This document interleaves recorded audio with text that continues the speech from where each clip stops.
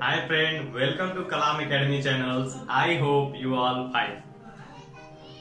जैसे कि हम पहले पढ़ चुके हैं 11th क्लास के फिजिक्स के फर्स्ट लेक्चर, आज है 11th क्लास के फिजिक्स का सेकेंड लेक्चर और हम आज इसमें बात करेंगे fundamental physical forces in nature यानी प्रकृति में मूल भौतिकीय बल के बारे में। इसमें हम पढ़ने वाले हैं gravitational force, strong nuclear force, weak nuclear force और भी बहुत कुछ। तो ये सभी चीजें जानने के लिए बने रहिए आप कलाम एकेडमी चैनल के साथ।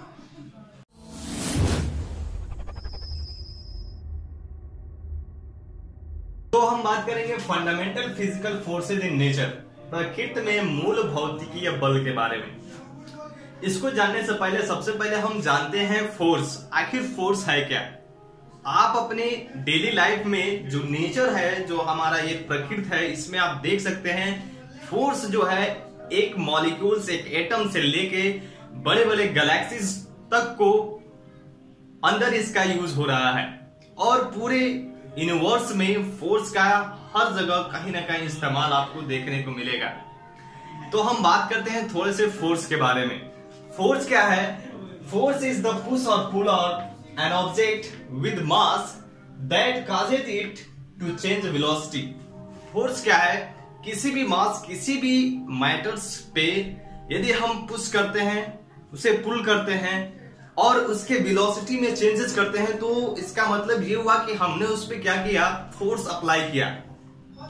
यानी हमने फोर्स को अप्लाई करके किसी भी मैटर्स को उसके फिजिकल चेंजेस करते हैं, यानी उसमें हम फिजिकली चेंज करते हैं या फिर उसके पोजीशंस को चेंज करते हैं। यदि हम फोर्स को डिनोट करें तो हम किससे करेंगे?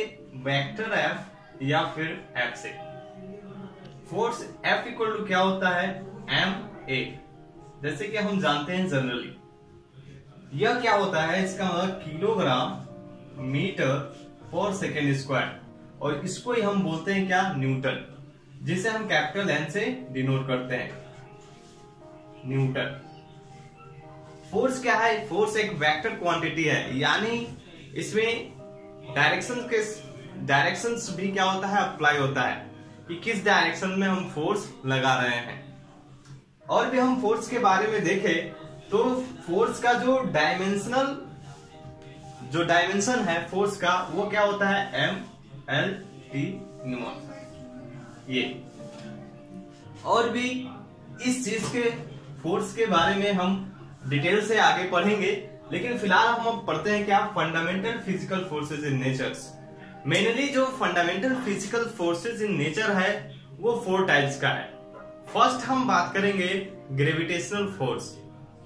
तो हम बात कर रहे थे क्या? ग्रेविटेशनल फोर्स, गुरुत्वाकर्षण बल। क्या है ये? पढ़ते हैं। The gravitational force is the force of mutual attraction between any two objects by virtue of their masses. क्या है ग्रेविटेशनल फोर्स? हमने पहले पढ़ा है और हम इन सब के फोर्सेस के बारे में थोड़ा थोड़ा जानेंगे। ग्रेविटेशनल फोर्स वह फोर्स है जो क्या होता है, किसी दो बॉडीज के मासेस के रिलेटेड, यानी मास पे निर्भर होके क्या होता है, एक दूसरे के बीच में लगता है। यानी ग्रेविटेशनल फोर्स बहुत ही इंपॉर्टेंट है। वो हमें किसी भी मैटर्स और किसी भी ऑब्जेक्ट्स को यदि ऊपर से नीचे पृथ्वी पे गिर रहा है तो due to the gravitational force, और ग्रेविटेशनल फोर्स के कारण वो क्या हो रहा है? नीचे गिर रहा है। ग्रेविटेशनल फोर्स के कारण जो मून है वो क्या करता है? हमारे अर्थ के चारों तरफ चक्कर लगाता है। ग्रेविटेशनल फोर्स के कारण ही जो भी हम आर्टिफिशियल सैटेलाइट्स अंतरिक्ष में भेजते हैं, वह भी इसके कारण ही वह अपने पृथ्वी का चक्कर लगाता है। तो ग्रेविटेशनल फोर्स क्या है? यह एक फंडामेंटल फोर्स है हमारे इस नेचर में। अब हम दूसरी बात करेंगे टॉपिक इलेक्ट्रोमैग्नेटिक फोर्स यानी विद्युत चुंबकीय बल के बारे में। क्या है विद्युत चुंबकीय बल? Electromagnetic force is the force between charge particles.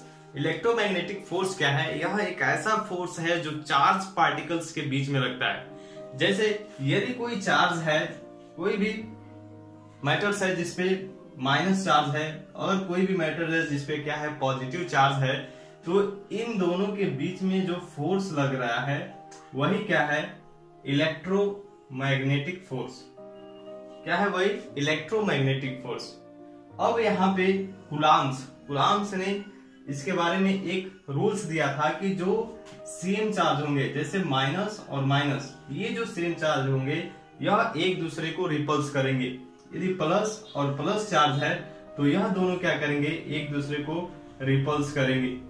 वही यदि क्या है माइनस और प्लस दो चार्ज हैं और दोनों क्या है एक दूसरे के अपोजिट है, तो ये एक दूसरे को अट्रैक्ट करेंगे। तो यह बताया कुलाम्स ने। जैसे क्या देखते हैं हम इलेक्ट्रोमैग्नेटिक फोर्स में, हम देख सकते हैं जब हम क्या करते हैं किसी कांच यानी कांच के छड़ को किसी रेशम के कपड़े से रगड़ते हैं तो कांच जो हो जाता है वह धनावेशित हो जाता है।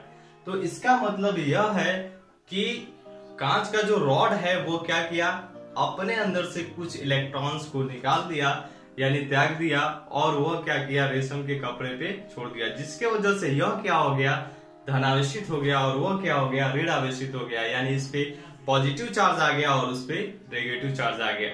तो यह था इलेक्ट्रोमैग्नेटिक फोर्स।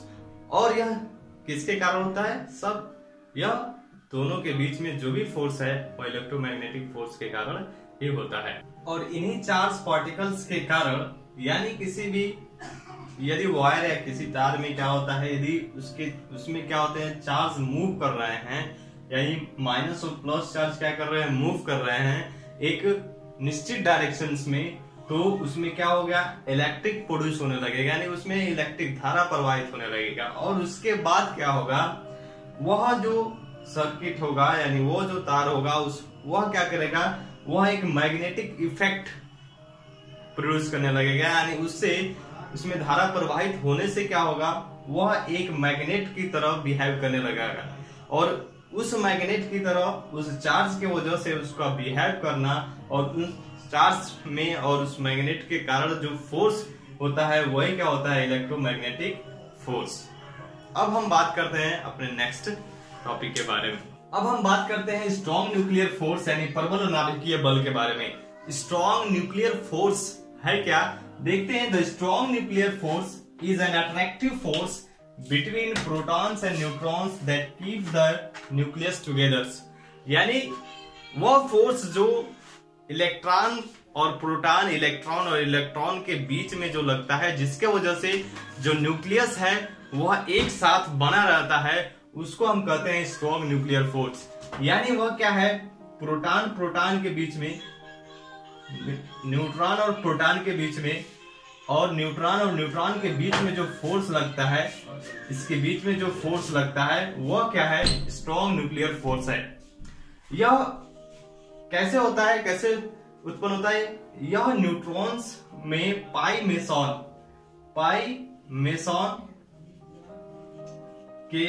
मेसॉन्स के एक्सचेंज के कारण यह जो है स्ट्रॉन्ग न्यूक्लियर फोर्स उत्पन्न होता है।